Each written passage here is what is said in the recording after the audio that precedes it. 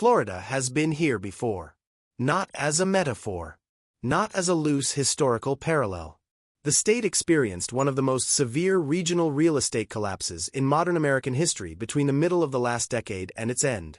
Markets that the industry had declared permanently desirable, permanently growing, and structurally different from the national correction that was unfolding around them lost between 40 and 60% of their peak valuations in under 5 years. Entire subdivisions sat half-occupied. New construction towers stood nearly empty for years. Investors who had been told that Florida was the exception discovered that no market is the exception when the structural conditions that sustained it reverse simultaneously. The investors who saw it coming were not smarter. They were reading different data. They were watching the insurance market rather than the transaction market. They were tracking net migration patterns at the county level rather than the state-level headline numbers. They were looking at the delinquency rates building in the mortgage servicing data months before they appeared in the price indices. They understood that the story being told about Florida real estate and the data being generated by Florida real estate had begun to diverge. And that divergence, in every market cycle that has preceded a significant correction, is the leading indicator that matters most. Right now, in the current cycle, that same divergence is opening again in 5 specific Florida cities. The mainstream narrative about these markets emphasizes population growth, economic diversification, and the enduring appeal of the Florida lifestyle.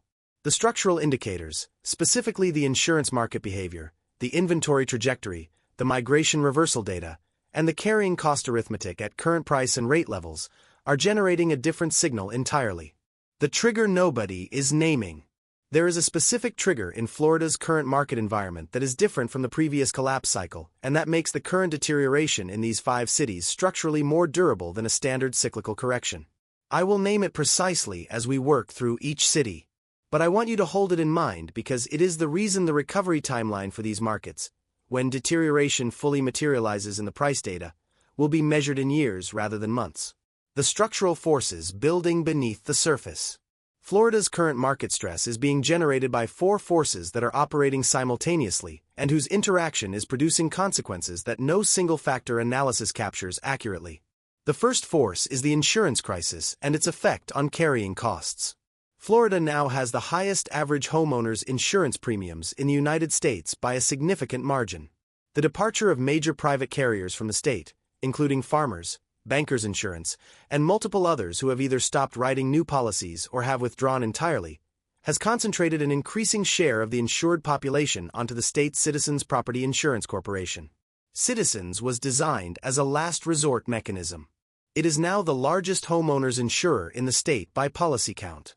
This concentration creates 2 risks that compound each other. The first is premium trajectory. Citizens' premiums have been rising, and the state has been implementing rate increases that are projected to continue. The second is financial stability.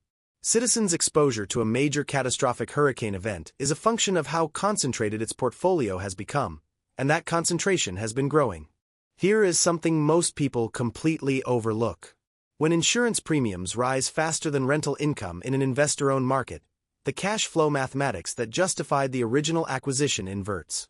A property that was generating neutral to positive cash flow at $2,000 per year in insurance costs begins generating negative cash flow when that same property's insurance reaches $5,000 or $6,000 annually.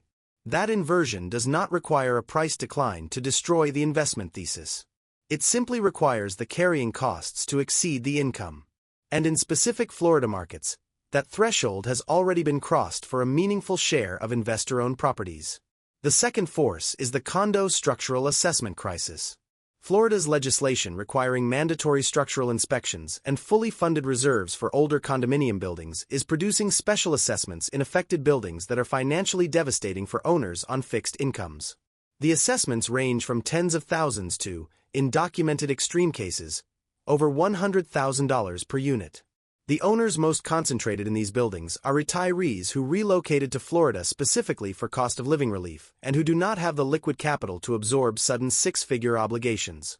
The result is a wave of distressed listings in the affected building categories that is depressing valuations across entire condo market segments in multiple Florida cities. That assumption that Florida condos are a safe retirement asset? The structural assessment data is challenging it in real time. The third force is migration normalization. The exceptional net domestic inflow that defined Florida during the pandemic era, the period when the combination of remote work freedom, zero state income tax appeal, and relative housing affordability compared to origin markets drove population growth to historic rates, has moderated substantially. The financial calculus that drove that migration has been eroded by the very appreciation it caused. Florida housing prices increased dramatically during the boom years. Insurance costs rose sharply. The relative affordability advantage that justified leaving a higher-cost origin market has compressed to the point where the migration decision is no longer the straightforward financial calculation it appeared to be during peak inflow. Net domestic migration into Florida, while still positive at the state level, has slowed meaningfully from its peak pace and is concentrated in a smaller number of destination markets than during the boom. The fourth force is the inventory surge that has followed construction activity that was scaled to boom-era migration projections that the current migration pace cannot support. Builders who permitted and financed projects based on population growth assumptions consistent with pandemic-era inflow rates are delivering those projects into a market where absorption capacity has contracted. The result is rising inventory levels in specific markets that are converting sellers' market conditions to buyers' market conditions faster than price data is capturing. Four forces, each serious individually. In combination, in the 5 specific cities we are about to examine, they are creating a convergence that has a historical name in Florida real estate. And that name is not correction. Now here is where it gets serious. City number 5, Cape Coral. The investor concentration trap. Cape Coral entered the current cycle as one of the most discussed Florida success stories. The city's population growth during the pandemic era was among the fastest of any mid-sized American city. Affordable single-family homes on canal-front lots attracted a wave of buyers from the Midwest and Northeast who could not find equivalent properties at equivalent price points anywhere else. The demand story was real and the appreciation that followed was substantial. What has emerged in the current cycle is the consequence of a buyer profile that was heavily weighted toward investment purchasers rather than owner-occupants. Estimates of the investor share of Cape Coral's housing stock during the peak acquisition period range well above 30% in some neighborhoods, with significant concentrations of short-term rental properties targeting the vacation and snowbird market. This is what I was referring to earlier when I said the trigger in the current cycle is different from the previous collapse. In 2006, the destabilizing force was credit. Buyers who could not sustain their mortgages defaulted en masse. In the current cycle in markets like Cape Coral, the destabilizing force is cash flow. Investors who can sustain their mortgages but cannot sustain negative monthly carry indefinitely between insurance cost increases, rising HOA fees, and short-term rental income that is compressed as platform saturation increased nightly rate competition, are making the rational decision to exit. The exits are not distressed defaults. They are voluntary sales by owners whose investment thesis no longer pencils. The volume of those voluntary exits is what is creating the inventory surge. Ian's damage in 2022 accelerated the insurance repricing that was already building. Properties in Cape Coral's flood-exposed canal network now carry flood insurance obligations that add thousands of dollars annually to carrying costs that were already under pressure. The city's infrastructure, particularly its freshwater canal system which requires ongoing maintenance investment, faces cost pressures that have been passed through to property owners through rising municipal fees. The all-in ownership cost in Cape Coral has risen dramatically faster than rental income or resale values in the same period, inverting the financial logic that attracted the investor wave in the first place. Cape Coral's problem is investor concentration meeting cash flow inversion. The next city's problem is more fundamental and in some ways harder to resolve because it is not about carrying costs. It is about the employment base that was supposed to make the population growth permanent. City number 4, Jacksonville. The diversification illusion. Jacksonville is the city that should not be on this list according to the conventional wisdom about Florida real estate risk. It is the largest city in Florida by land area. It has a diversified employment base that includes finance, logistics, healthcare, and military presence at Naval Station Mayport and Naval Air Station Jacksonville. It is not a tourist economy. It is not a retirement community. It appeared, to most outside observers, to be exactly the kind of Florida city that was insulated from the structural forces affecting more specialized markets.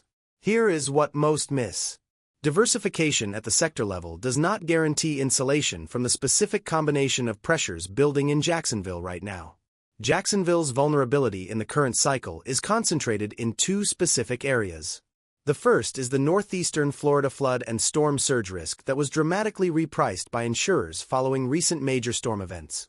Jacksonville's position at the mouth of the St. Johns River and its extensive low-lying coastal and riverine geography creates flood exposure that is considerably more significant than its distance from traditional hurricane landfall zones suggests. The insurance repricing for Jacksonville properties with flood exposure has been severe, and the city's geography means that flood-exposed properties represent a substantial share of its residential stock.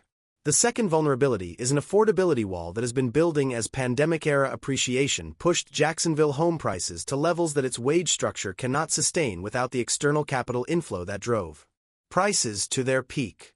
Jacksonville's median household income, while higher than Florida's most economically distressed markets, is not at a level that supports the median home price that the market established during the boom years at current mortgage rates. The buyer pool that can transact at peak valuations without external equity from a higher cost origin market is structurally thinner than it was when those valuations were established. City number 3, Deltona. The spillover market reversal. Deltona is a textbook example of a spillover market that appreciated beyond its fundamental support during the pandemic boom and is now experiencing the reversal that spillover markets historically undergo when the primary market that drove their appreciation cools. Located between Orlando and Daytona Beach in Volusia County, Deltona attracted buyers priced out of the Orlando metro during the peak of the pandemic-era appreciation cycle. The combination of lower entry prices, reasonable commute access to Orlando employment centers, and the general Florida lifestyle appeal drove demand and price appreciation into a market that had historically been overlooked precisely because of its in-between geographic position. Here is the dynamic that most spillover market buyers fail to model correctly before they purchase. When the primary market that is driving overflow demand cools and inventory in that primary market rises to the point where buyers have options again, the spillover market loses its demand rationale simultaneously. Buyers who would have accepted Deltona as a compromise when Orlando was unaffordable return to seeking Orlando properties when Orlando inventory normalizes. The spillover market's demand curve shifts down faster than its price curve adjusts, creating the conditions for an extended period of elevated days on market and downward price pressure. Deltona's specific carrying cost situation compounds the demand reversal. The market attracted a significant share of first-time buyers stretching their budgets to enter homeownership during a period of historically low mortgage rates. Those buyers are now sitting on mortgages that are affordable at their original rate, but that would be prohibitively expensive to refinance or to replicate on a comparable property in the current rate environment. The lock-in effect is real in Deltona, but unlike supply-constrained markets where the lock-in effect maintains scarcity value, Deltona's new construction pipeline is adding inventory that competes directly with existing homes for a buyer pool that has contracted. The lock-in is trapping owners in a market where they cannot sell without a significant loss, while new inventory is suppressing the valuations they need to exit. Cape Coral has a cash flow problem. Jacksonville has an affordability and flood exposure problem. Deltona has a spillover reversal problem. The next city has something more acute. A single industry dependency that has already begun to crack. And this is where most investors get caught. City number 2, Daytona Beach. Tourism dependency in a cost-conscious era. Daytona Beach built its economic identity on motorsports tourism, spring break, and the bike week gatherings that have drawn visitors for decades. The city's housing market has always been connected to its tourism economy in ways that create both opportunity and vulnerability. During strong tourism periods, short-term rental demand supports occupancy and income that the local employment base alone could not sustain.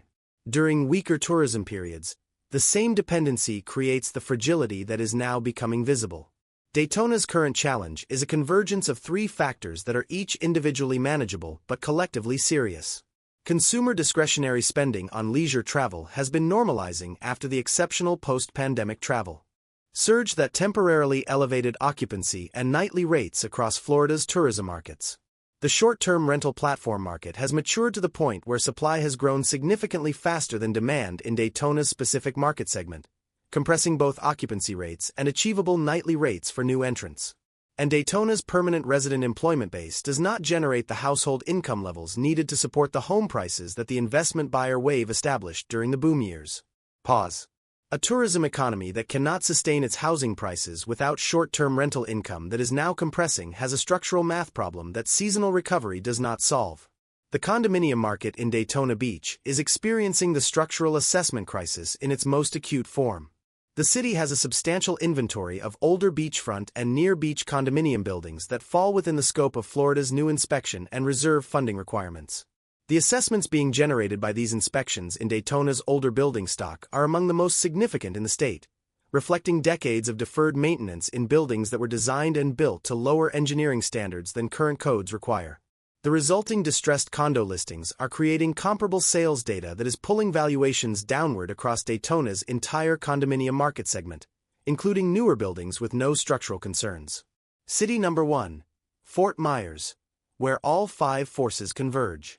Fort Myers is the city where every structural force we have identified in this breakdown is operating simultaneously at its highest intensity. Hurricane Ian made direct landfall near Fort Myers in September of 2022, producing catastrophic damage that fundamentally altered the city's housing market in ways that are still fully propagating through the data. The immediate destruction was covered extensively. The financial aftermath, which is less dramatic but equally consequential, has been underreported. This is what I was building toward from the very beginning of this breakdown. The trigger that makes the current deterioration in these 5 cities structurally more durable than a standard cyclical correction is the insurance market's permanent repricing of catastrophic climate risk in southwest Florida. Ian was not a random event in the actuarial sense. It was a data point in an increasingly dense series of major storm events that private insurers are using to recalibrate their long-term exposure models for the entire southwest Florida coast. The repricing is not temporary. It is structural. And structural insurance repricing in a market that was built on the premise of affordable carrying costs creates a valuation correction that does not wait for the next storm to continue. Fort Myers Beach, which absorbed some of the most severe direct damage from Ian, has seen a reconstruction process that has been slower and more economically complex than initial recovery projections suggested. Many displaced property owners facing the combination of insurance shortfalls, elevated rebuilding costs driven by post-storm contractor capacity constraints, and the financial weight of carrying a damaged or destroyed property while paying for alternative housing have made the decision not to rebuild. The result is a market where the property count has declined, where the remaining properties carry a risk premium that depresses valuations, and where the buyer pool is narrower than at any point in the city's recent history. The broader Fort Myers metro, which extends beyond the beach communities into the inland city and surrounding Lee County suburbs, is experiencing the spillover of that damage through the insurance market rather than through direct physical destruction. Every property in Lee County's insurance risk pool has been affected by Ian's claims experience. The county's concentration in citizens and the FAIR plan has increased. Premium levels across the county have risen.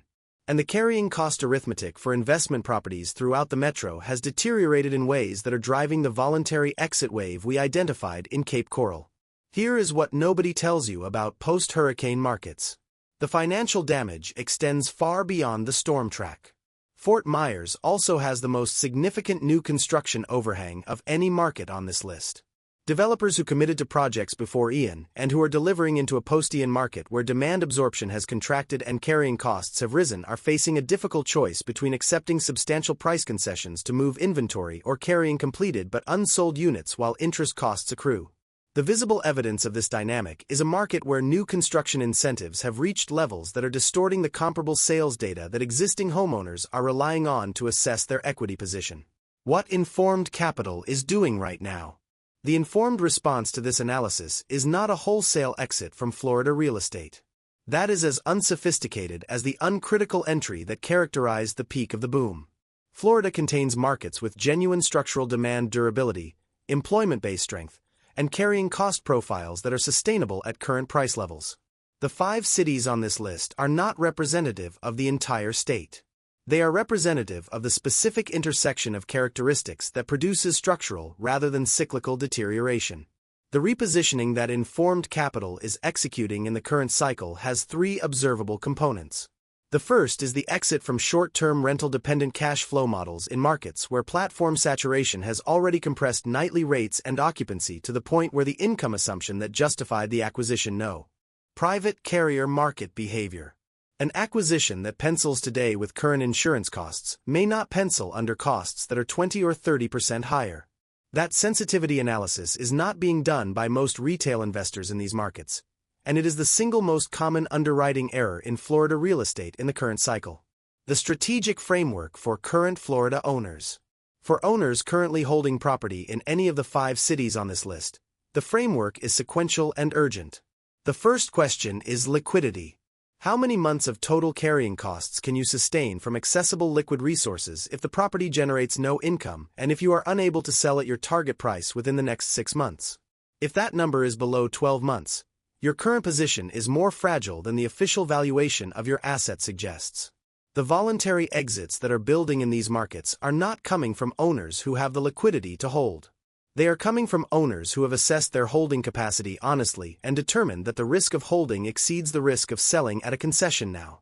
The second question is the insurance renewal test. When is your homeowner's policy due for renewal, and have you confirmed with your current insurer that they intend to renew? The non-renewal notices that have been affecting Florida homeowners are not arriving uniformly distributed throughout the year. They tend to cluster around renewal dates and are often preceded by no warning that would prompt a proactive search for alternative coverage. An owner who discovers at renewal that their coverage has been non-renewed and that the only available replacement is Citizens at a substantially higher premium has less optionality than an owner who identified that risk 3 to 6 months before renewal and had time to adjust their financial planning accordingly. The non-renewal letter arrives with 30 days' notice. The financial damage from acting on 30 days' notice is dramatically greater than acting on 6 months' notice.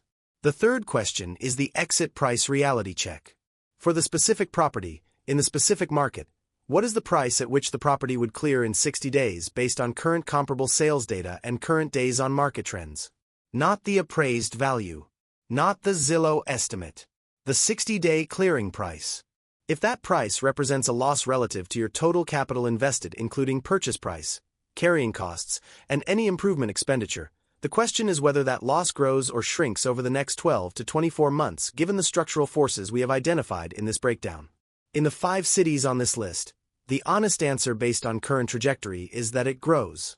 And a smaller loss taken on a deliberate schedule is almost always superior to a larger loss taken under financial duress.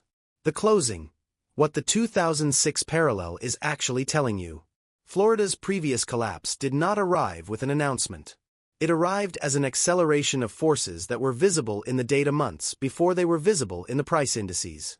The investors who saw it coming were not using secret information. They were taking the publicly available structural indicators more seriously than the prevailing narrative encouraged them to.